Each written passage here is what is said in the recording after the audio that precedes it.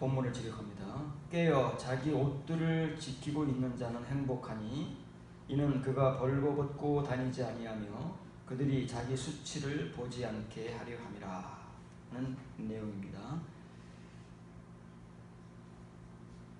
이 세상의 종말은 때와 시를 그 어느 누구도 알지 못하고 예수님조차도 알지 못하기 때문에 부지불식간에 예수님께서 세상에 오십니다.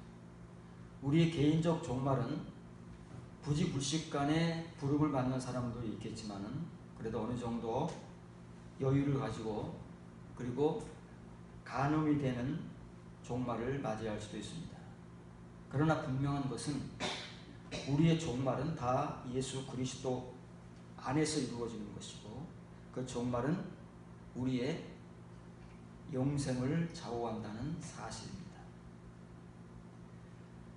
본문에서는 예수님께서 세상에 부지불식간에 오시는데 어떤 권고를 하시느냐 하면 옷들을 지키는 자가 나옵니다. 여기 단수로 나오지요. 옷들을 지키는 자는 행복하다. 무슨 옷을 지킬까요? 명품 브랜드 수천만 원짜리 옷을 지키는 자들을 일컬을까요? 어떤 옷을 지키는 자들이 보기 행복하다고 합니다. 왜 옷들을 지켜야 되느냐면 벌거벗고 다니지 아니하고 분명히 위에서는 옷들을 지키는 자가 나오는데 그 다음에 또 복수가 나옵니다. 그들이 자기 수치를 보지 않게 하려 합니다. 라오디게아 교회에 사도 요한을 통해서 복음을 전하신 내용과 동일한 것입니다. 그들은 비싼 옷, 좋은 옷, 명품 브랜드를 입을 수 있는 경제적 여건과 부유한 삶을 살아갔지만 그러나 예수님의 눈에 그들은 벌거벗은 존재, 수치스러운 존재, 정말 예수님께서 눈뜨고 보실 수 없는 그런 존재들이었습니다. 그것이 비단 라오디게아 교회 교인들의 문제일 뿐만 아니고 예수님께서 지구상의 종말을 맞이할 때에 14만 4천을 하늘나라로 데려가기 위해서 강림하시는 그때 역시도 이 옷들을 자기 옷들을 지키고 있는 자가 행복하고 예수님은 그런 자들을 데리고 가신다는 거예요.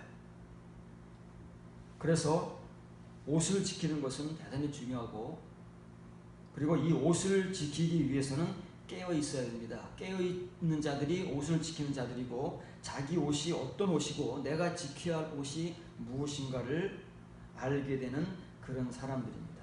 이렇게 써 있습니다. 깨어 있어 자기 옷들입니다.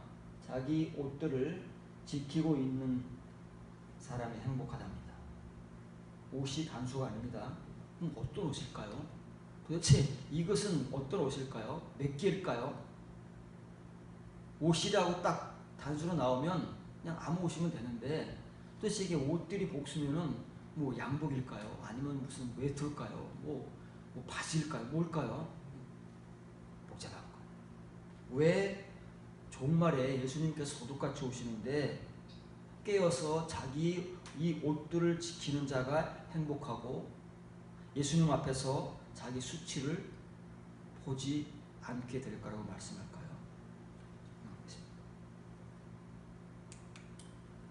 우리의 옷은 속옷부터 있지 않습니까? 우리 옷은 속옷부터 입는 겁니다. 겉옷부터 입고 속옷 입을 수 없잖아요. 그래서 사람의 옷은 속옷부터 입지만 성경의 옷은 겉옷부터 입는 것입니다. 겉옷부터 입는 거예요. 왜냐하면 성경의 옷은 진짜 옷이 아니니까 진짜 옷은 겉옷부터 입을 수가 없잖아요. 속옷부터 입어야지. 근데 성경의 옷은 이런 물리적인 물질이 아니기 때문에 겉옷부터 있습니다. 믿음부터 입는 거예요. 그런데 우리는 이 믿음이라는 옷밖에 없잖아요. 하나밖에 없는 거예요. 옷들을 지켜야 되는데 우리가 지금 입고 있는 옷은 이 믿음이라는 겉옷밖에 없는 거지. 속옷이 몇 개 있어요? 속옷이 이렇게 7개나 있는데 이 우리의 겉옷 안에 입어야 할 이 속옷들을 우리는 지금 몇 개를 지키고 있느냐고요. 몇 개를 하나님께로부터, 예수님께로부터, 성령님께로부터 받아서 내 옷으로 삼고 그것을 입고 있느냐. 이걸 말하는 겁니다. 다른 걸 얘기하는 것이 아니고. 그러니까 우리는 이걸 잘 이해를 해야 돼요. 그리고 지금 우리가 입고 있는 영적 옷, 외투와 겉옷밖에 없습니다. 이 믿음이라는 겉옷 말고 그 속에 입어야 할 이런 옷들을 빨리 받아서 입고 그거를 지켜야 된다는 거예요. 그런 사람들이 깨어있는 자다가 말이에요. 그래서 깨어있다라는 말을 우리가 오늘 살펴볼 텐데, 그레고레류라는 말입니다. 23번 신약 성경이 나오는데 성경 한 권당 한 번도 평균적으로 사용되지 않는 단어입니다. 우리가 이 깨어있다라는 말을 살피면서 도대체 이 깨어있는 것과 내 옷을 지키는 것이 어떤 상관관계를 가지고 있는가를 살펴보면서 예수님께서 왜 이 세상의 종말에 강림하실 때에 부지불식간 도둑같이 임하시는데 그때 깨어서 자기 옷들을 지키고 있는 그 사람이 행복하다라고 말씀하시는지를 이해를 하고 그 사람들만 예수님께서 데려가시는 겁니다. 그리고 그 중에 남겨지는 사람들은 환난을 다 겪어야 돼요. 후 3년 반의 환난을. 그리고 그 중에서 그 환난을 겪으면서 자기의 목배임을 당하는 순교를 감당해야 또 그 중에서 겨우 첫째 부활에 참여하고 천년왕국에 참여하는 그러한 은혜자들이 되는 것입니다. 마태복음 24장 42절 44절입니다. 그러므로 깨어있으라. 어느 시간에 너희 주가 임하는지 너희가 알지 못하느니라. 이러므로 너희도 준비하고 있으라. 생각하지 않은 때에 인자가 오리라. 이건 제자들에게 하신 말씀입니다. 종말의 복음이기 때문에 제자들에게만 따로 하신 말씀이잖아요. 여기 호라는 날이 아니고 시간입니다. 헤메라도 아니고 카이로스도 아니고 크로노스도 아니고 호라는 딱 정해진 시간입니다. 몇 시? 오후 2시, 오후 3시 할 때 이 호라라는 단어가 신약 성경에 쓰이고 있잖아요. 정해져 있습니다. 우리는 모르지만 오직 아버지 하나님만 아시지요. 정해져 있는 거니까 그 해, 그 연, 그 달, 그 날만 정해져 있는 것이 아니라 그 시간까지 정확하게 그 타임 택을 가지고 시간표를 가지고 정해져 있어요. 예수님은 그 시간표에 의해서 어느 날 도둑같이 부지불식간에 오는 겁니다. 그러면 준비된 자들, 언제 예수님께서 오시더라도 준비하고 있는, 깨어 자기 옷들을 지키고 있는 사람들만 예수님께서 데려가시는 거예요. 그렇잖아요. 그게 마태복음 24장 25장 종말의 천국 비유 가운데 나오는 예수님의 강림이다 그 말이에요. 지금 우리는 그러면 예수님께서 현실적으로 지구의 종말이 와서 세상에 강림하시지 않고 우리 이전에 부름을 받은 사람들, 그리고 우리의 생애 가운데 이 지구의 종말이 현실적으로 임하지 않는다면 그럼 우리는 어떻게 할 것인가? 언제 예수님을 만날 것인가? 똑같은 거예요. 종말, 모든 시대는 종말입니다. 이미 초대교회 시대부터 종말입니다.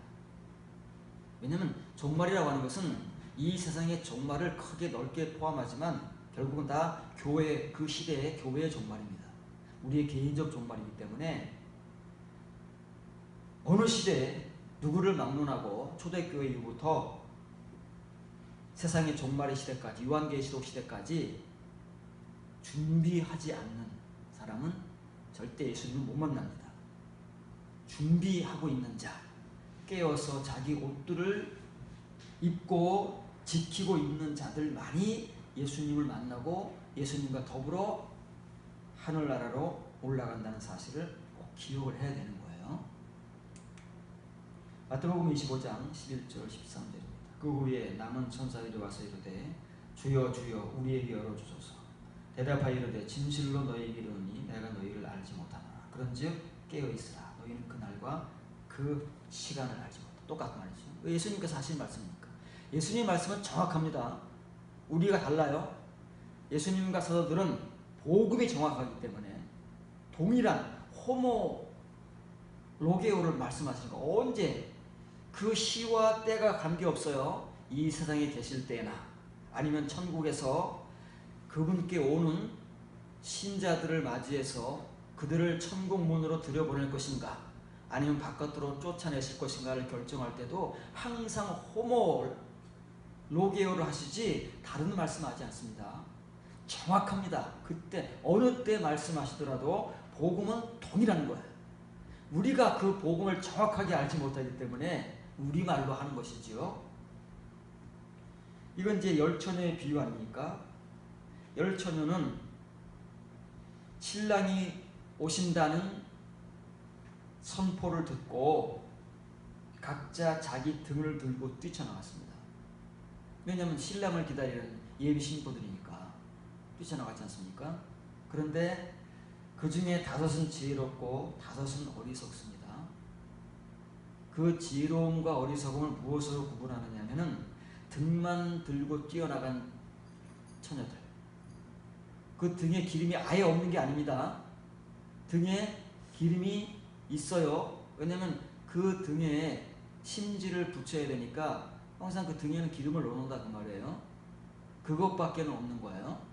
그런데 지혜로운 처녀들은 그 등에 있는 기름뿐만 아니라 따로 자기 그릇들에 기름을 준비해 두었다가 그 기름 그릇도 같이 가지고 나간다. 이것이 준비하는 거예요. 이것이 기름을 준비하는 거다 그 말이에요. 그냥 있는 것만 가지고 나가는 게 아닙니다. 기름, 등에 들어있는 기름만 가지고 나간 어리석은 5처녀는 칭의의 신자들을 말하는 거예요.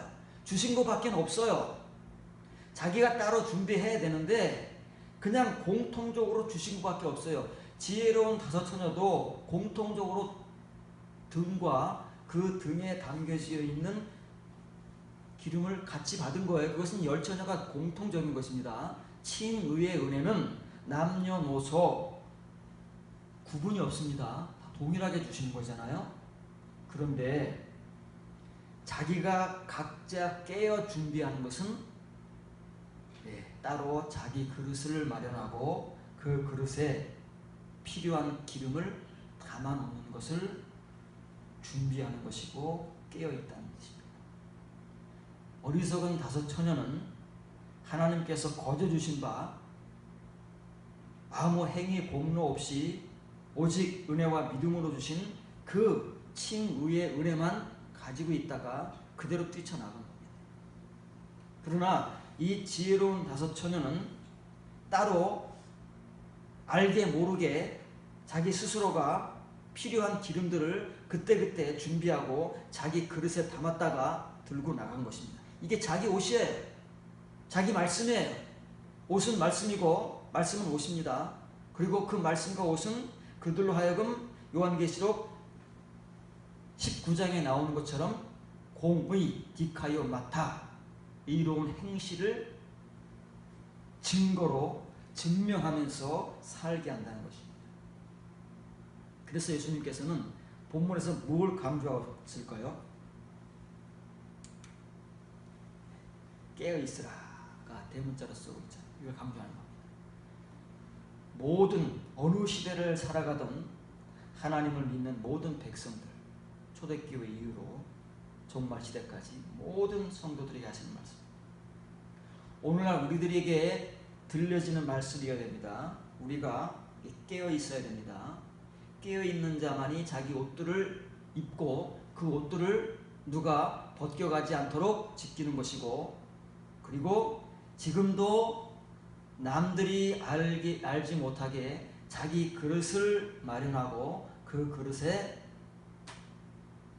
신랑이 언제 오시든 심야에 오시든 상관없이 충분한 기름을 준비하고 있는 것. 그게 뭐예요? 그게 플레로고 텔레오예요. 테일레오잖아요. 가득 채우는 거예요. 가득. 온전하게 준비하는 거예요. 준비하는 겁니다. 왜 깨어 있어야 되느냐면 예수님께서 오실 그 날 헤매라. 도대체 몇 년, 몇 월, 며칠을 오신다는 거야? 수많은 사람들이 지금까지 예수님께서 몇 년도, 몇 월, 며칠 날 오신다는 뻥을 쳤지만 맞은 적이 있습니까? 예수님도 모르는데 우리가 어떻게 안다고 그런 교만을 떨고 있습니까? 모르는 거예요. 날도 모르는데 그 시간은 어떻게 안다고? 모르잖아요. 모르니까 우리가 할 수 있는 최선의 일은 준비하는 거다. 언제 오실지라도 그 주님께서 우리를 인정하시고 데려가실 수 있는 그 하나님 나라의 천국 백성으로 준비하고 있는 자만이 예수님께서 언제 오실지라도 우리가 언제 우리 각자의 개인적 종말을 맞이할지라도 예수님께 들림받을 수 있는 이게 종말의 복음인 거예요. 요한계시록 16장 15절의 복음인 거예요. 거기서는 옷을 말하고 있지만 마태복음 25장에서는 기름을 얘기하고 있고 다 그때그때 표현은 다르지만 내용은 동일한 겁니다. 우리가 그 의미를 몰라서 그런 것이지 의미만 알면 다 똑같은 호몰로게오를 말씀하시는 거예요. 절대 다른 말씀하신 적이 없습니다. 그래서 우리가 예수님을 만나러 개인적 종말을 맞이해서 각자 천국문 앞에 가면 예수님께서 성경에 기록되어 있는 똑같은 말씀을 하시거든요. 옷 입고 왔니? 기름 준비됐니? 이런 거 말씀하시지 다른 말씀 안 하신다는 거예요. 근데 우리는 거기 가서 엉뚱한 말을 하고 있는 거예요. 우리 말을 하고 있는 거예요. 우리 말. 우리 생각, 우리 믿음. 그래서 우리가 준비한 엉뚱한 것들, 나 이렇게 많이 준비했습니다. 나 이렇게 많은 일을 했습니다. 나 이렇게 많은 봉사를 했습니다. 라고 전혀 예수님이 말씀하시지 않은 우리 말을 하고 있으니 예수님께서 그 말을 들어주실 수가 있느냐? 들어주실 수가 없을 뿐만 아니라 그것은 예수님께서 필요해서 준비하라고 하신 그 일이 아니에요. 불법을 평생을 해와놓고 와서는 큰 소리를 치고 있으니 예수님께서 얼마나 기가 막히시겠느냐. 그러니까 나는 너희를 모른다 그러고 분명히 평생을 예수님의 이름으로 사역을 하고 예수님의 이름으로 봉사를 하고 예수님의 이름으로 믿고 예수님 앞에 왔는데 예수님이 모르신다는 거예요. 왜 그러냐고요. 이 이유들 때문에 그러는 거예요. 옷들, 자기 각자의 그릇에 준비해야 될 기름, 그것을 위해서는 반드시 그레고리오 깨어 있어야 되는데 다 잠자고 있었다는 말이에요. 잠을 자고 있는지도 모르고 지금 잠을 자고 있고 죽어 있는지도 모르고 지금 죽어 있는 상태로 교회 생활을 하고 있는 사람들이 너무나 많기 때문에 폴로이기 때문에 이런 사람들은 늘 어느 시대나 소수인 것이지. 잘 알아야 됩니다. 우리가 이것을 이해하지 못하면 우리가 이렇게 되는 거예요. 우리가 나는 아니겠지. 그런 추측과 내 믿음으로 되는 것이 아니라 말씀으로 되는 겁니다. 말씀과 말씀이 만날 거예요.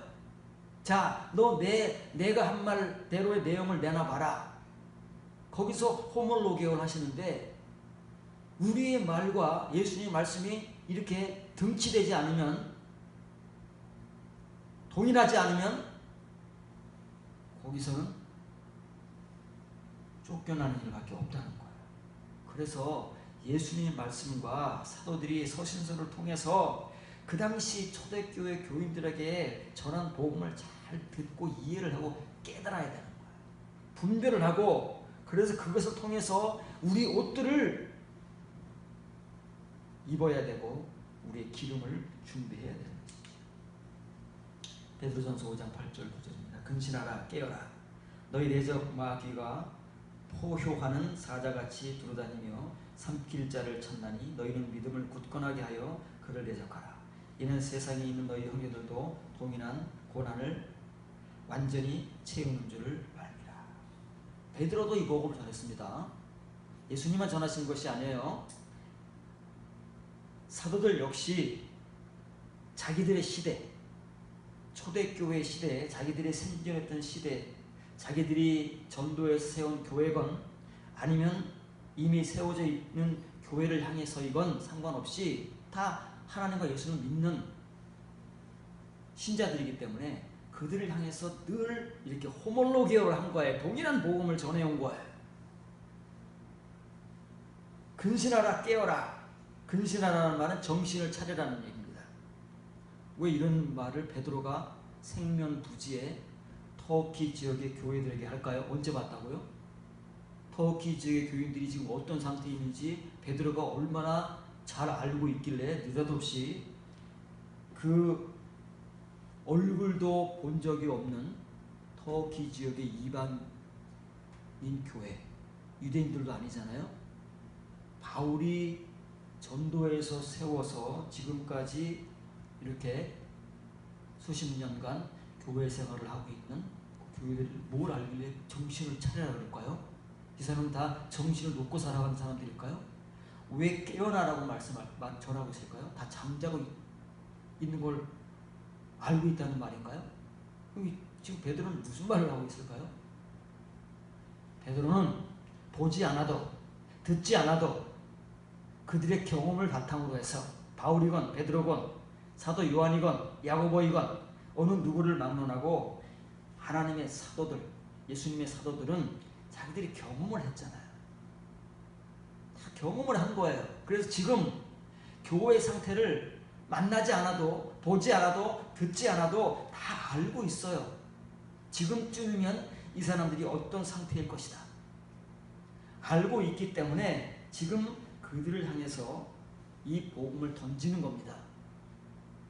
터키 전 지역의 교회들이 바울을 통해서 선포의 복음, 친위의 복음을 듣고 교회가 세워지고 그리고 지금까지 오랜 세월 교회 생활을 하고 있지만 그 중에 너무 많은 사람들이 잠들어 있고 죽어 있다는 말이 영적으로.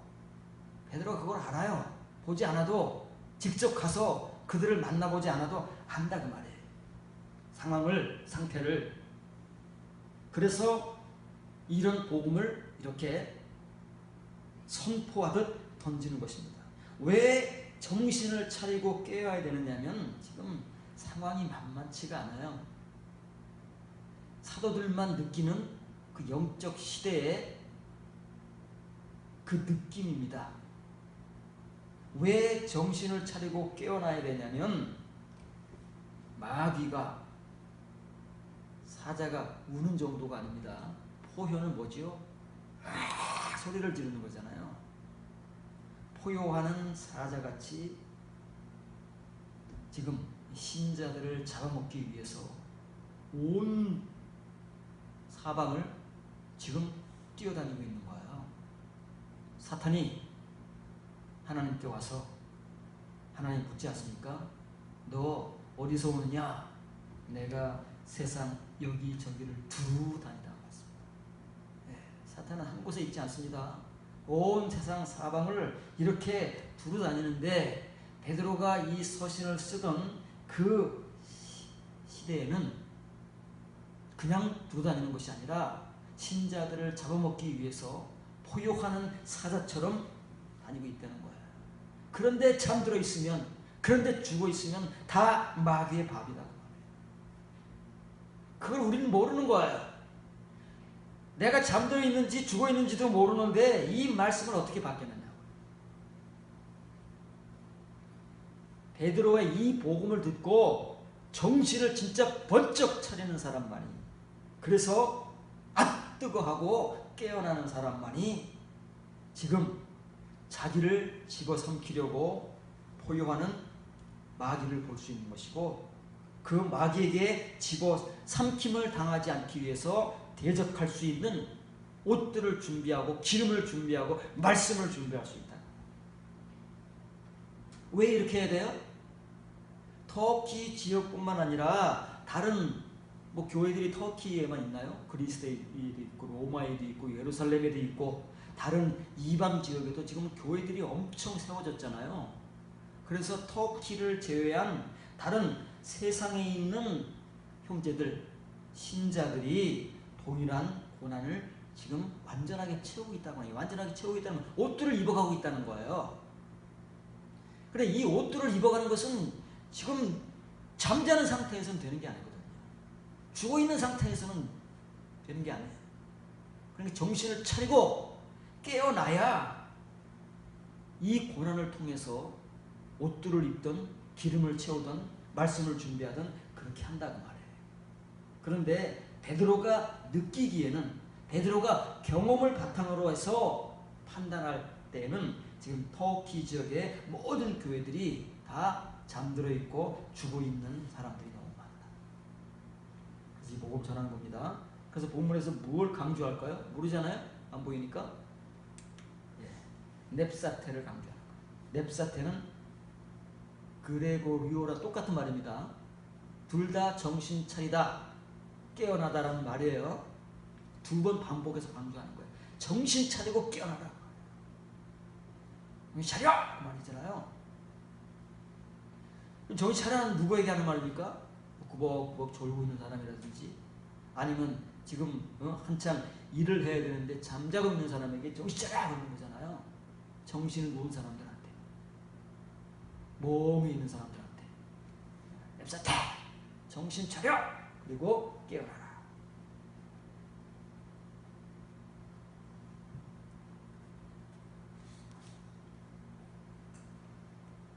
왜 정신을 차리고 깨어나냐면은 이게 돼야 돼요. 우리가 이걸 모르기 때문에 지금 내가 자고 있는지 죽었는지는 모르는 거예요. 내가 졸고 있는지, 내가 지금 멍에 있는지를, 영적 상태를 모르고 그냥 살아가는 거예요. 교회 생활만 열심히 하고 있는 거예요. 봉사 열심히 하고 있는 거예요. 이거 모르고. 근데 이걸 아는 사람은 베드로의 이 복음을 듣고 정말 넵사테, 정신을 차리고 깨어나는 거지. 에피텔레이사이라는 말은 이 텔레이오에 에피가 붙은 거예요. 그럼 이건 에피는 위잖아요. 위. 어디 위에 채워가요? 지금 겉옷, 터키 지역의 교인들이 가지고 있는 그 칭 위의 옷, 칭 위의 은혜, 칭 위의 말씀, 칭 위의 삶 위에 이걸 채워가야 되는 거예요. 채워가는 겁니다. 뭘 채워가요? 이 파세마톤을 채워가야 되는 거예요. 이 아우테, 아우테톤, 파세마톤은 동일한 고난들이에요. 어떤 동일한 고난들이요? 지금 터키를 제외한 다른 모든 나라 가운데 존재해 있는 동일한 신자들이 이 정신을 차려서 깨어있는, 그래서 마귀에게 잡아먹히지 않도록 대적할 수 있는 그런 은혜와 믿음을 가지고 설 수 있는 성도가 되기 위해서는 이걸 알아야 돼요. 그럼 뭐가 마귀를 대적할 수 있게 하는 거예요? 고난입니다. 고난. 다 호몰로게오잖아요. 다른 말을 하지 않습니다.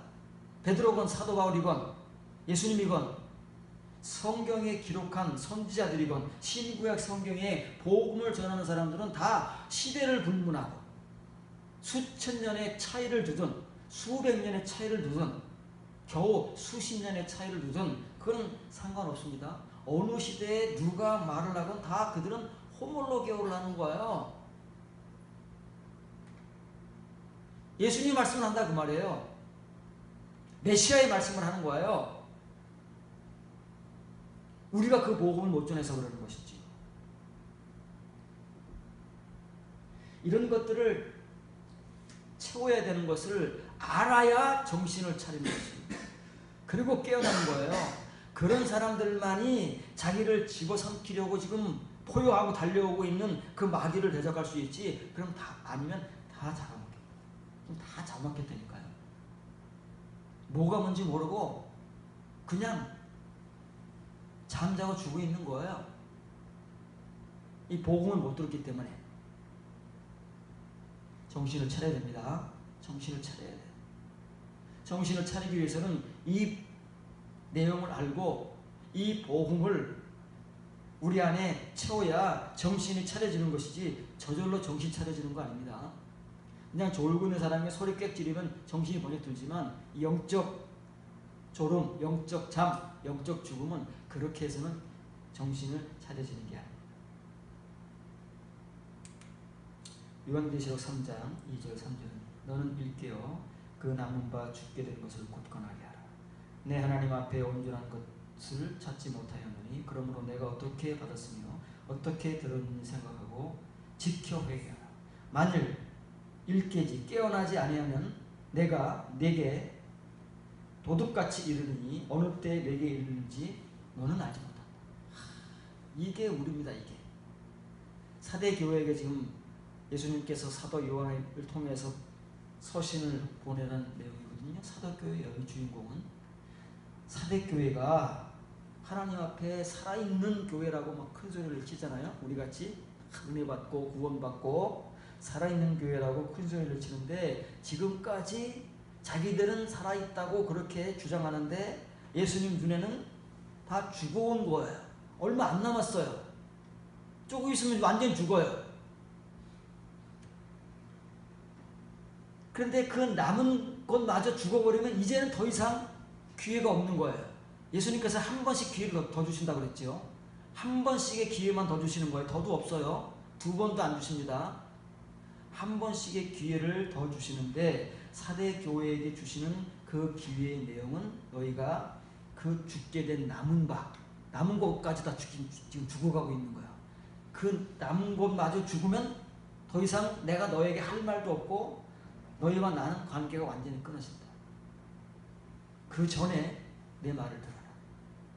너희는 지금 모르지만 살았다고 지금 큰 소리 치고 있지만 너희들은 지금 계속 죽어온 거다. 조금밖에 안 남았다. 그 남은 바를 빨리 회복해라. 왜냐고 하면 왜 그들이 살았다고 큰 소리 치지만 예수님이 눈에 죽고 왔느냐면은 그들이 주장하는 바와는 반대로 예수님께서 그들에게서 온전한 것들을 발견할 수가 없어요. 온전한 것들이라는 것은 온전한 행위들입니다. 그 옷들과 기름과 말씀들을 통해서 그들이 증명할 수 있는 그 디카요 마타 성도들의 옳은 행실, 의로운 행실들을 발견할 수가 없는 거예요. 지금까지 예수님께서 보지를 못했어요.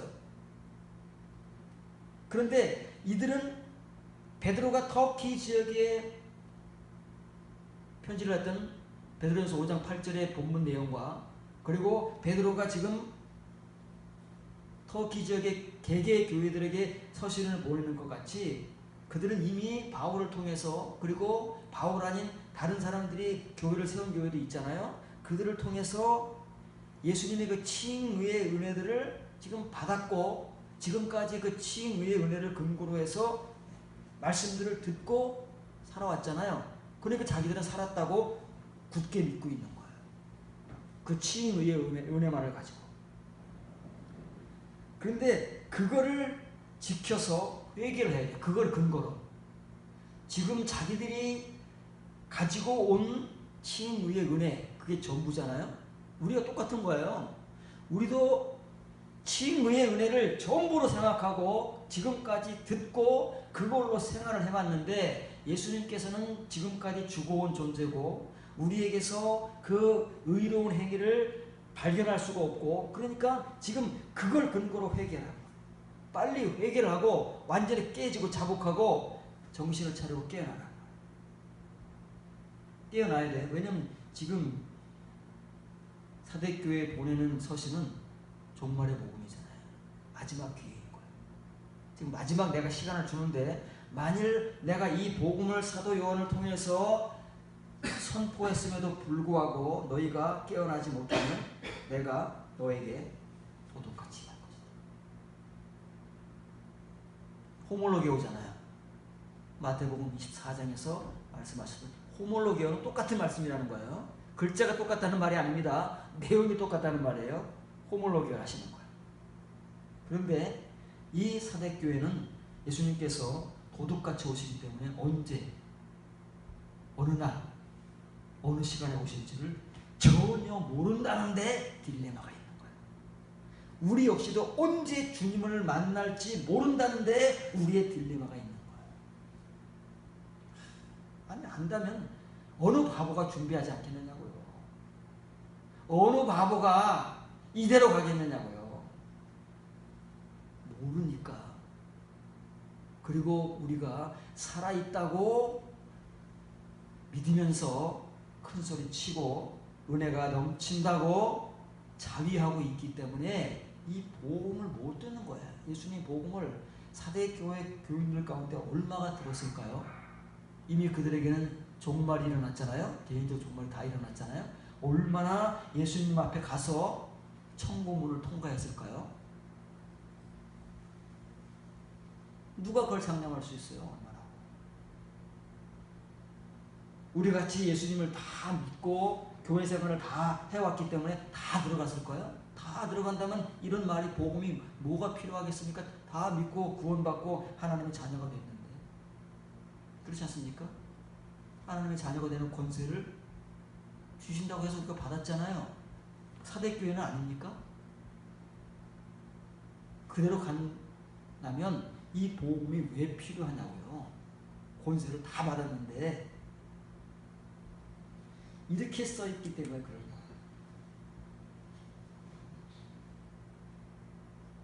유레카는 현재 완료잖아요.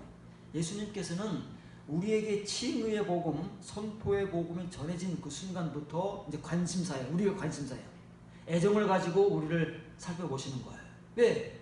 우리에게 자기 자신의 목숨을 희생하신 당사자들이니까 우리가 얼마나 관심이 있겠느냐고요. 우리로 말하면 자식들인데 얼마나 관심 있겠느냐. 태어나잖아요. 하나님의 자녀들이잖아요. 어린 아이들이잖아요. 얼마나 관심이 있겠느냐. 그러니까 그때부터 계속 보고 계시는 거예요. 뭘 기대하면서 보고 계세요? 그냥 보고만 계시면 아무런 문제가 없어요. 그런데 뭔가를 기대하면서 계속 보고 계신 거예요. 그 세월이 얼마인지 우리가 죽을 때까지. 각자 시간이 다르잖아요. 보고 계시는데 이때 당시 사대교회 사도 요한을 통해서 이 서신의 복음을 전할 때까지 예수님께서 기대하고 기다렸지만 발견한 적이 없어요. 만족한 적이 없다는 말이에요. 뭘 발견한 적이 없느냐면은 이 타에르가 행위들이잖아요. 복수형입니다. 사대교회 교인들의 행위들을 발견한 적이 없어요. 그들이라고 교회 생활을 안 했겠습니까? 봉사를 안 했겠습니까? 사랑을 안 했겠습니까? 헌금 생활을 안 했겠습니까? 뭘 안 했겠습니까? 우리같이 교회 생활 전반에 걸쳐서 성경에 나오는 것들을 사대교회도 했을 거 아니겠습니까? 그러니까 자기들이 스스로 살아있다고 확신하고 자랑을 하죠. 우리같이. 아니 어느 누가 교회 생활을 해오면서 자기는 죽었다고 생각을 하겠느냐고요. 다 이 은혜로, 하나님의 은혜로, 예수님의 말씀으로 봉사하고 기도하고 다 살아있다고 생각을 하지 자기 자신이 죽었다고 생각하는 사람은 누가 있겠느냐. 그러나 예수님과 사도들은 그런 그들을 향해서, 그런 우리들을 향해서 정신 차리고 깨어나라. 이 잠자는 자들아, 죽어있는 자들아 말씀하십니다. 우리는 못 알아들어요. 사대교회 교인들도 한 번도 그렇게 생각해 본 적이 없어요. 자기들이 죽은 존재라는 거. 예수님께서 말씀하시기 전에는 다 살았다고 확신하고 자랑했으니까. 예수님만 죽었다고 하는 거예요. 우리 역시도 살아있다고 확신하고 있잖아요. 어느 누가 자기 자신을 이렇게 오랜 세월 교회 생활하고 하나님을 믿어왔는데 죽은 존재라고 생각하겠느냐고. 그건 꿈에도 생각을 안 해요. 예수님만 사대교회 교인들을 보면서, 오늘 우리들을 보면서 예수님께서 찾고자 하시는 것은 한 번도 발견한 적이 없고 다 지금 죽어있는 존재, 죽어온 존재. 그 남은 게 얼마 안 남았어요. 이제 얼마 안 남았다는 건 뭐예요? 그들의 삶이 얼마 안 남았다는 거예요. 이대로 가면은 얼마 남지 않은 삶마저도 그렇게 살다가 죽는 거잖아요. 우리 얼마 남았습니까? 우리 인생 얼마 안 남았어요. 기회를 주시는 거예요. 마지막 한 번 기회를 더 주시는 거다 그 말이에요. 어떤 행위예요? 페폴레로메나예요. 이게 다 현재 완료인 거예요. 사대교회 교인들 나름대로는 열심히 교회생활, 신앙생활을 해왔을 거예요. 우리같이. 그 중에는 열심히 봉사하는 사람도 있을 것이고 직분을 맡은 사람도 있을 것이고 그랬을 거 아니겠습니까? 그러니까 살아있다고 자부하지요. 그런데 정작 예수님께서 채워주시는 그 속으로 입어야 할 옷들, 자기 그릇에 준비해야 될 그 기름, 타레마타의 말씀들, 그 은혜가 없으니까 거기에서 나오는 행위들이 없는 거예요. 자기들의 행위는 있습니다. 우리들의 행위는 있습니다. 친인 의의 은혜를 가지고 나름대로 선한 일도 하고 좋은 일도 하고 봉사도 하고 그런 것들은 다 있어요. 어느 교회 교인들을 막론하고. 사대교회는 없겠습니까? 살아있는 교회라고 그러는데 자기들은. 이게 없다면 이게. 예수님이 찾는 건 이건데 자기들이 생각하는 것, 자기들이 할 수 있는 것만을 붙들고 주장하고 확신하고 있으니까 예수님께서는 no. 그건 아니야. 그건 불법이야. 내가 말하는 이게 없는 거야. 이걸 나는 너희에게서 한 번도 발견해 본 적이 없어. 누가 들었을까요? 얼마나 듣고 뒤통수를 맞고 정신을 번쩍 차리고 베드로의 복음처럼 깨어났을까요? 예수님 깨어나라고 하시잖아요. 얼마나 깨어났을까요? 우리 중에 지금 얼마나 이 복음이 들려와서 내가 지금까지 잠자는 존재, 죽어있는 존재라는 사실을 스스로 인정하고 깨어날까요? 올리고기라니까요.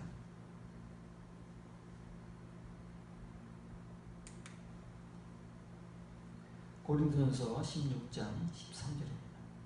깨어 믿음에 굳게 서서 남자답게 강건하여라. 정말 성경 구절 가운데 아마 가장 짧은 성경 구절에 속하는 본문일 겁니다. 몇 글자입니까? 글자 수도 20자가 안 넘어갑니다. 깨어 믿음에 굳게 서서 남자답게 강건하여라. 이게 무슨 말일까요? 여자다우면 안 될까요? 여자답게 섬세하고 감성적이고 뭐 그러면 안 될까요? 왜 남자답게 강건해야 될까요? 이게 무슨 말일까요? 고린도 교인들은 바울이 전하는 이 복음을 어떻게 받아들이고 얼마큼 이 은혜를 받았을까요? 지금 고린도 교인들은 어떻게 믿음 생활을 하고 있길래 바울이 그들을 향해서 베드로나 예수님이 전하신 복음처럼 왜 깨어나라고 복음을 전할까요? 잠자고 있으니까. 죽어 있으니까. 동일한 거예요. 베드로가 생명부지의 터키지역의 교회들을 느낄 때 잠자고 있거나 죽어 있습니다. 바울은 직접 알아요. 자기가 세운 교회이고 1년 6개월 동안 머물면서 가르친 교회이고 수시로 소식을 듣고 너무 잘 알고 있는 거예요. 고린도 교회를. 그러나 잘 알고 있는 바울이건 생명부지의 베드로이건 상관없어요. 영적인 문제는 그런 것에 개의치 않는 거예요.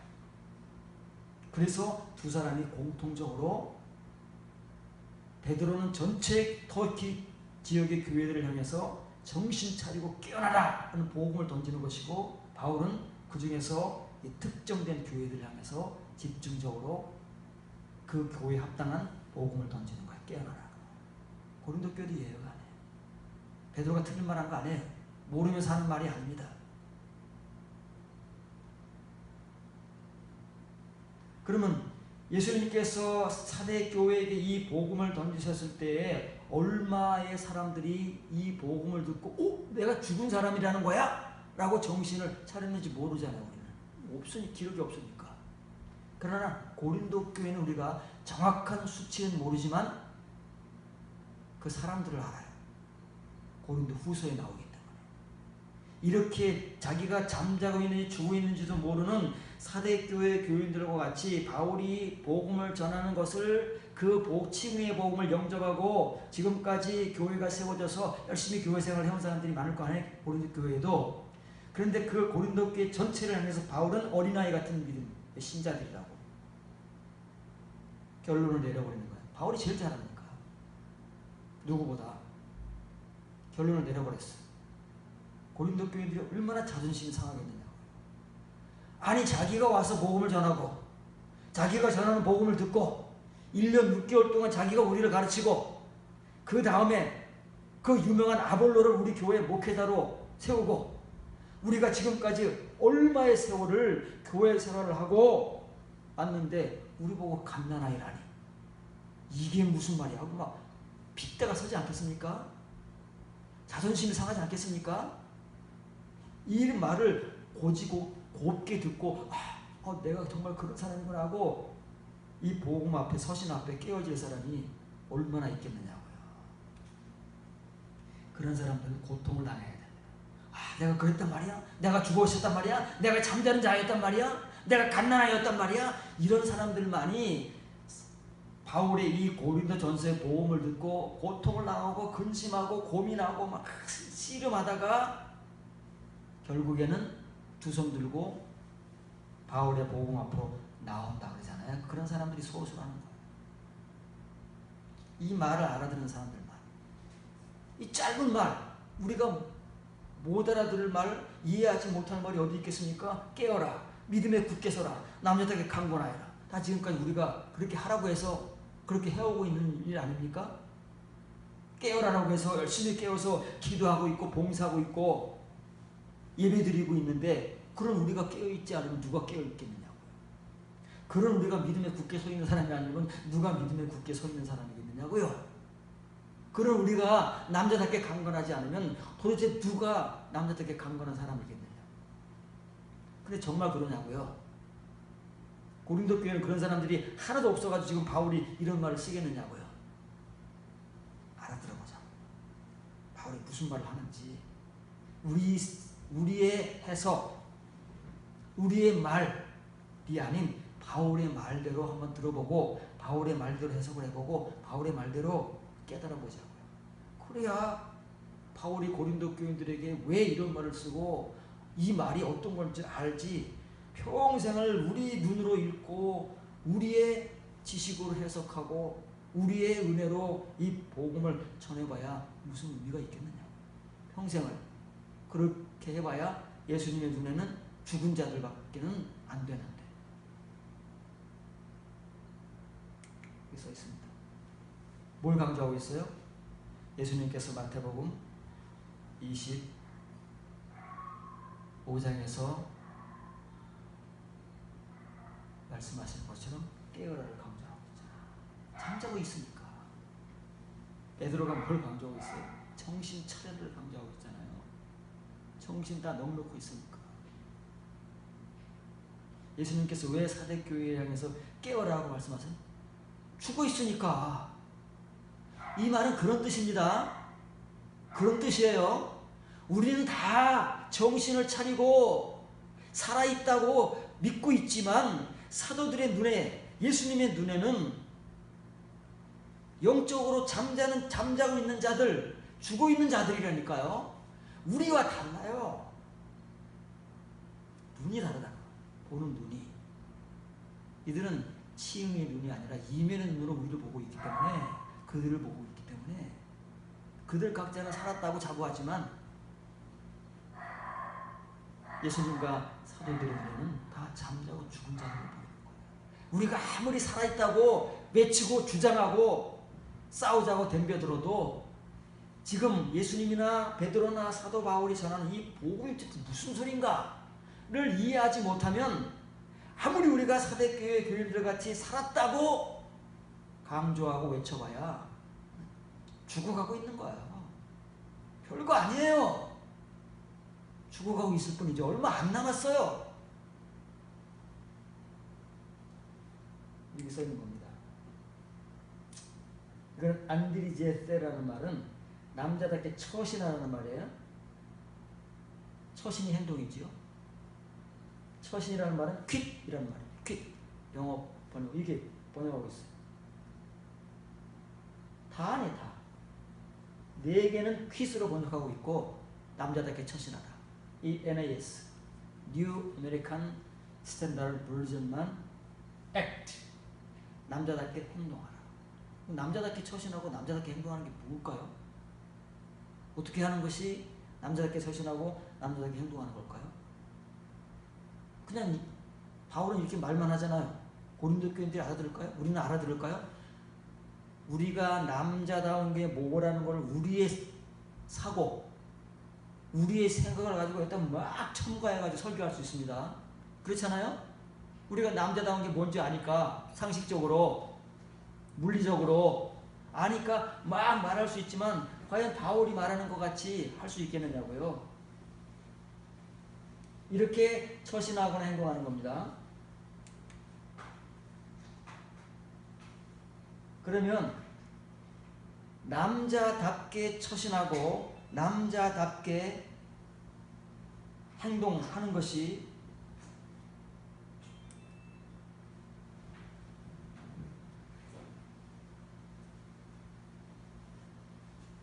먼저 그 전에 깨어라. 깨어서 그 믿음 안에 굳게 서랍니다. 그 믿음 안에. 믿음에 관자가 붙는 것은, 믿음이 동이라면 관자가 붙을 필요가 없습니다. 그러나 관자가 붙는다는 것은 칭의의 믿음과 이면의 믿음을 그때그때 강조하기 위해서 붙는 것, 그 믿음입니다. 바울이 말하는 그 믿음과 지금 고린도 교인들이 믿고 있는 그 믿음이 다르잖아요. 같으면 이 말을 쓸 필요가 없어요. 지금 바울은 바울이 전하는 그 믿음 안에 굳게 서라는 얘기지, 고린도 교인들이 가지고 있는, 믿고 있는 그 믿음에 굳게 서라는 말이 아니에요. 지금 고린도 교인들이 믿고 있는 그 믿음은 갓난아이의 믿음이잖아요. 거기에 굳게 서봐야 갓난아이죠. 그러나 지금 바울은 어떤 믿음에 굳게 서라는 거예요? 남자의 믿음. 남자의 그 믿음에, 다시 말하면 성인의 그 믿음에 굳게 서라는 내용이잖아요. 거기서 깨어라는 말이에요. 여기서 깨어서 여기에 굳게 서야 돼. 지금 그들이 가지고 있는 그 갓난아의 믿음은 가지고 있으면 죽어요. 얼마 안 남았어요. 빨리 하루라도 지금 바울이 주고 싶은 그 남자의 믿음이 있어요. 성인의 믿음. 그 믿음에 굳게 서야 돼요. 그 믿음에 굳게 서면 이렇게 된다고 말해요. 왜? 그 믿음은 이렇게 만드니까. 지금 고린도 교인들이 가지고 있는 믿음은 갓난아의 믿음이기 때문에 어린아이의 말과 어린아이의 행위만 하게 만들어요. 우리같이 칭의의 믿음은 다 그래요. 정도 차이만 있을 뿐이지 다 어린아이, 말하는 것이나 생각하는 것이나 행동하는 것이 우리 입장에서는 어른 같아. 우리 입장에서는 살아있는 것 같아.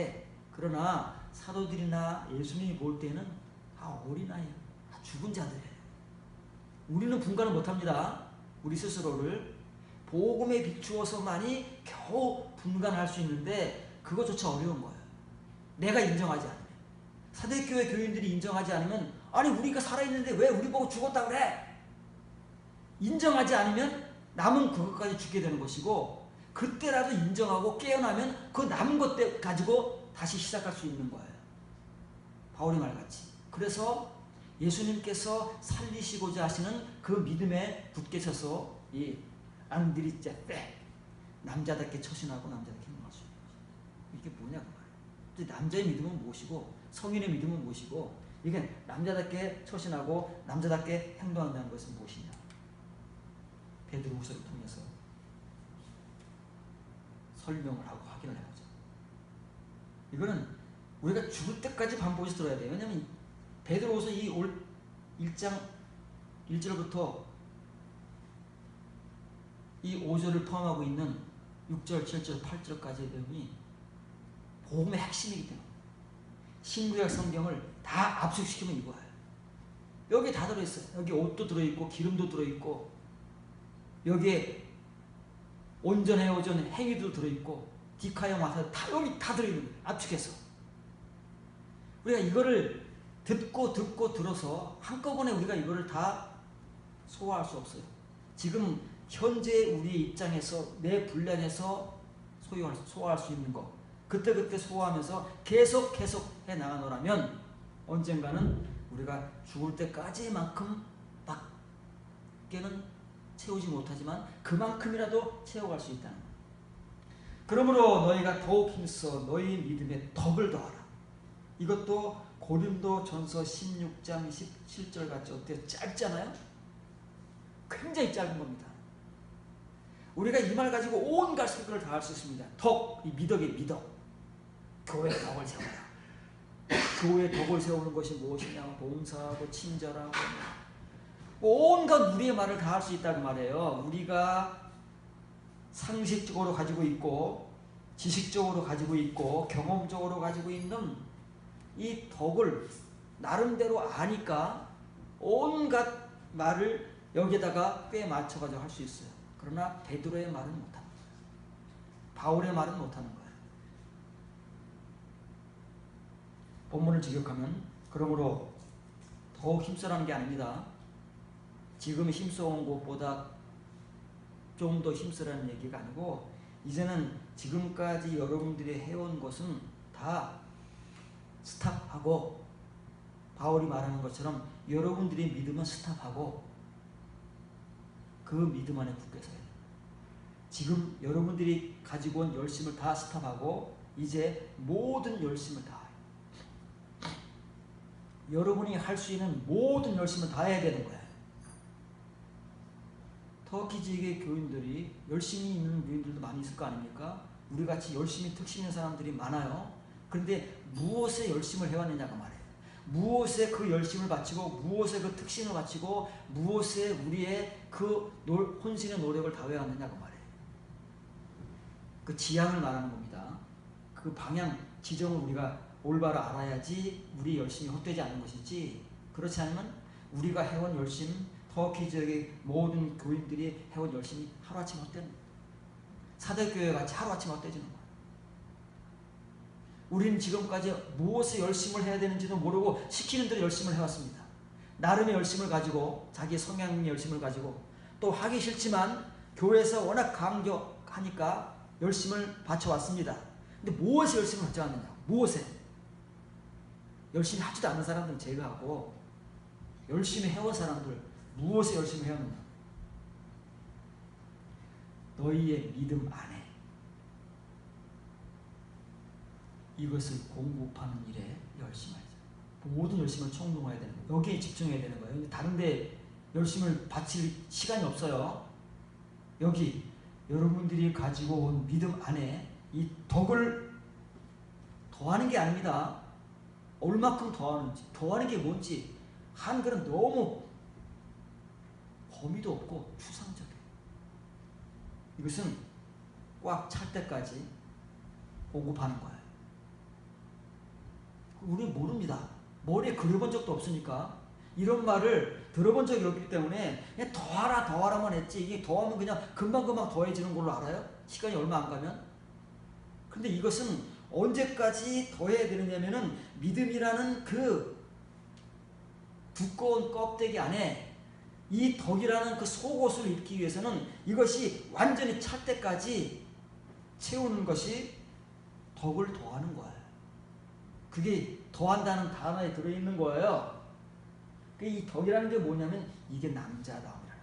남자답게 처신하라 그러잖아요. 남자가 뭐냐고.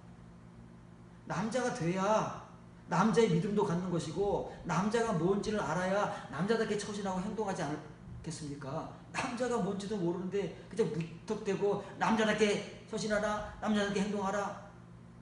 그러면 우리 말을 걷다가 막 100마디 1000마디를 더해본들 그게 무슨 의미가 있고 무슨 소용이 있겠느냐고요. 지금까지 그렇게 살아와서 다 죽어있고 잠자고 있고 다 갓난아이들입니다. 이 덕이 바로 남자답게 처신하고 행동하게 하는 남자다움이라는 거예요. 이것을 더하는 게 아닙니다. 꽉 찰 때까지 계속해서 공부하는 거예요. 이건 얼마 걸릴지 몰라요. 이건 사람에 따라서 정도차가 다르기 때문에 칭의의 은혜의 분량도 다르고 그 사람에게 하나님께서 맡겨주신 달란트가 다르잖아요. 달라요. 그래서 시간이 다른 것이고 은혜가 다른 거예요. 채워지는 정도가 다른 거예요. 여기서 믿음입니다. 우리 옷은 속옷부터 입는다 그랬지. 옷은 속옷부터 입어야 돼요. 천상. 겉옷 입고 속옷 입는 사람은 그거는 미친 사람이 아니고서는 하지도 않는 것이고, 또 그렇게 입으려고 해도 그 겉옷 위에 속옷을 입어봐야 그 얼마나 우스꽝스럽겠습니까? 우리의 옷은 그렇게 입는 거지만 예수님께서 도둑같이 임하시는 그때에 와서 자기 옷들을 지키고 있는 자들을 행복하다고 그러잖아요. 믿음의 옷, 은혜의 옷, 말씀의 옷, 기름의 옷은 속으로 겉옷부터 입고 속으로 하나씩 입어가는 겁니다. 자, 이게 우리가 가지고 있는 믿음, 칭이라는 믿음이에요. 우리 이것밖에 없어요. 사대교회는 이것밖에 없어요. 터키제 교회도 이것밖에 없어요. 그래서 베드로와 바울이 이것 있으니까 그 다음의 것들을 채워주기 위해서 서신서를 보내는 거예요. 우리는 다 똑같은 의로 알고 우리가 가지고 있는 것은 칭의밖에 없으니까 다 칭의로 때우지만 달라요. 이거 하나 겨우 고린도 교회 그리고 사대 교회 이거 믿음 그들이 가지고 우리가 가지고 있는 이 믿음 안에 요거 하나 더 하라. 요거 하나. 이거 하나 더 하는데 얼마 세월이 걸릴지 몰라요. 이것도 못 채워 죽는 사람들이 허다하고 이거 하나만 채워도 그래도 다행인 거예요. 이게 우리의 옷이니까. 여기서 예수님께서 사대교회를 향해서 지금까지 찾고 싶어 하셨던, 발견하고 싶어 하셨던 온전한 행위를 나오게 하는 것이니까. 디카요 마타 성도들의 그 의로운 행위를 겨우 덕만큼 요만큼 나오게 하는 것이기 때문에 그렇습니다.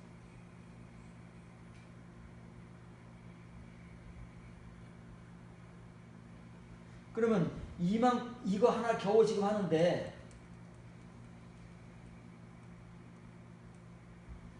여기 나머지 6개는 언제 우리가 옷을 입을 거냐. 이렇게 많이 입어야 되고 이렇게 많이 채워야 되는데 이것도 그냥 더하기만 하는 거 아닙니다. 꽉꽉 채워야 그 다음으로 넘어가는 거예요. 이 덕이라는 옷을 완전히 입어야, 속옷을 입어야 그 다음에 속옷을 우리가 입을 수 있도록 하나님께서 허락하시는 것이지, 그렇지 않으면 아무나 이거 입을 수 있는 게 아니에요. 베드로가 더하라 그랬으니까 그냥 더하기만 되는 게 아닙니다. 이렇게 돼야 되는데 바울은 이제 고린도 교회 향해서 이제 뭐 얘기하는 거예요? 이제 이거 남자답게 처신하는 거, 이거 이제 시작하는 거. 이거 이게 시작이니까, 속옷의 시작이니까. 갓난아이 어린아이의 믿음의 삶이 아니고 성년의 남자의 믿음의 시작이 바로 이것이니까 이거 전하고 있는 거잖아요. 이거 우리가 압니까? 모르잖아요. 이렇게 무슨 말을 하는지를 모르는 채 막 우리 말을 지금까지 전해온 거 아니에요. 바울의 말을 전하고 예수님의 말씀을 전하고 베드로의 복음을 전해온 것이 아니라 우리가 생각하는, 우리가 알고 있는 지식, 상식, 경험 이런 것들을 막 여기다 더해가지고 전해왔지, 이런 복음을 우리가 언제 전해왔느냐고요. 베드로의 복음을 우리가 아냐고요. 바울의 복음을 우리가 아냐고요. 내가 침인데 내가 잠자고 있는지 죽어있는 존재인지 모르고 있는 상태에서 무엇을 전할 수 있겠느냐고요. 내가 아는 것밖에 더 전하느냐고.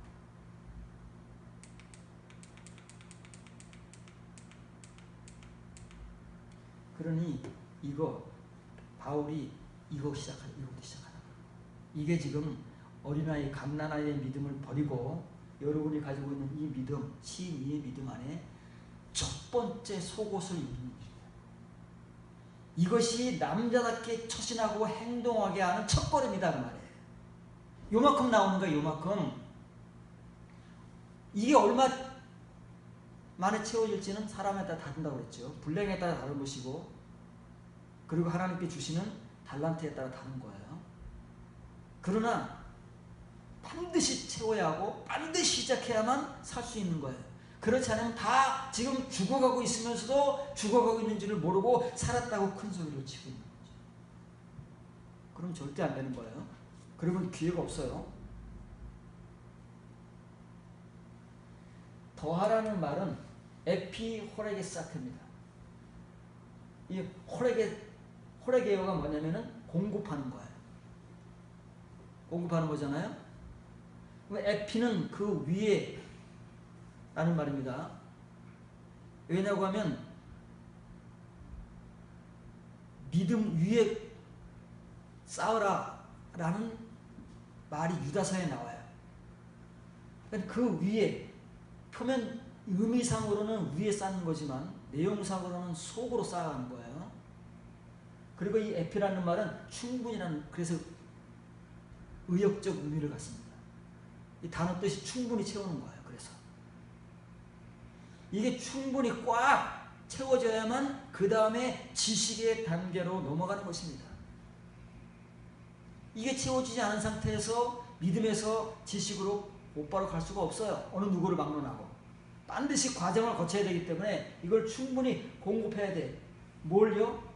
덕이라는 헬라어는 아레테입니다. 아레테. 미덕이라는 말이 미덕. 고린도전서에서 방언에 대해서 나오잖아요. 예언과 방언에 대해서. 방언하는 사람은 무슨 말을 하는지 모르니까 교회 덕이 안 돼요. 그러나 예언을 하는 사람들은 무슨 말을 하는지 알기 때문에 교회에 덕이 된다 그러잖아요. 우리는 그 덕을 가지고 막 그 교회에 덕을 세워야 된다고 우리가 하는 덕 얘기를 하는 거예요. 덕은 교인들을 갓난아이, 어린아이 지금의 상태에서 남자, 어른의 상태로 탈바꿈 해주는 첫걸음인 거예요. 첫걸음. 이제 시작인 거예요. 걸음마를 시키는 거예요. 이제 이게 바로 미덕이라는 뜻이고 남자다움이라는 뜻이고 이게 뭐라고요? 이게 연단이라는 뜻이에요. 그래서 베드로가 왜 정신을 차리고 깨어나서 마귀를 대적해야 되느냐면 지금 다른 나라, 다른 지역의 모든 교회 같은 형제들이 동일한 고난, 이 아레테를 겪고 있기 때문에 이것이 터키 지역의 교인들 하여금 더 좁게 말하면 고린도 교인들로 하여금 정신을 차리고 깨어나게 하는, 그래서 예수님께서 언제 찾아오시더라도 죽어있는 자가 아닌, 죽어가는 자가 아닌 살아있는 자, 예수님을 만날 수 있기 때문에. 그래서 이 아레테라는 것은 도덕적 탁월성입니다. 그 삶이에요. 삶. 디카요 마타예요. 우리들의 행위입니다. 사회적인 삶이고 가정적인 삶이고 교회적인 삶이고 우리의 삶이에요. 어떤 삶이요? 도덕적 삶이에요. 말로만 하는 삶이 아니고 우리가 직접 우리의 몸으로 회사에서, 가정에서, 사회에서 보여줘야 될, 증명해야 될 우리의 도덕적 삶이라는 말이에요. 그런데 우리는 말로만 하잖아요. 말로만 은혜 받고 말로만 하나님의 자녀가 되고 말로만 성도가 되어서 그냥 사는 것은 믿지 않는 사람들보다 더 못 사는 사람들이 많고 겨우 우리가 산다고 한들 얼마큼 지금 살아내고 있습니까? 우리의 도덕적 삶이 어떠냐고요? 정말 타고납니까? 하나님이 흡족하시기에 예수님께서 우리를 보시고 우리에게서 예수님이 원하시는 것을 발견할 수 있을 만큼의 그 디카요 마타가 우리에게서 나오느냐고요? 그런 사람들만 데려가신다니까요? 그런 사람들만 데려가서 어린 양의 신부 삼으시고 그런 사람들에게 하나님 나라의 어린 양의 신부의 예복인 빛나고 정결한 세마포 옷을 입혀주시는 거예요. 그것이 성도들의 디카요 마타 의로운 행실인 거예요. 다 성경이 이렇게 구슬과 같이 맥락으로 연결돼서 꿰어지고 있는 거예요. 그렇기 때문에 우리가 이 세상을 살고 예수님 앞에 가면 예수님께서 호몰로게오를 하시는 거예요. 자, 말해봐라. 우리의 말이 엉뚱한 말이면 쫓겨나는 거예요. 온갖 말을 다 하고 온갖 일을 다 하고 왔다고 자랑을 해도 예수님은 우리를 쫓아내십니다. 말이 다르기 때문에. 말이 다른다는 것은 그만큼 우리가 해온 일이 다르고 삶이 다른 거잖아요. 예수님이 절대 천국문으로 들여보내실 수가 없는 거예요. 다 쫓아내십니다. 그리고 말이 맞는 사람, 말이 맞기 때문에 삶이 같은 사람, 예수님께서 원하시는 그 삶을 발견하실 수 있는 사람들만 내가 너를 알아봤다고 인정하시면서 천국문으로 들어보내십니다. 바울은 지금 고린도 교회를 그렇게 만들고 싶은 거예요. 예수님께서 사도 요한을 통해서 사대교회에게 이 편지를 써라. 그래도 그 중에는 이 복음을 들으면 내가 원하는 성도로 나올 수 있는 사람들이 있을지 모르기 때문에 마지막 기회를 줄 수 있는 것이다. 다 서신서의 복음 이런 것들이에요. 우리는 지금 뭘 하고 있습니까? 뭐에 열심을 내고 있고 지금 무엇을 위해서 우리의 열심을 기울이고 있느냐고요. 지금 우리는 이 덕이라는 속옷 하나라도 받아 입었느냐고요. 이게 뭔지 아느냐고요. 어떻게 해서 생겨나는 것인지 아느냐고요.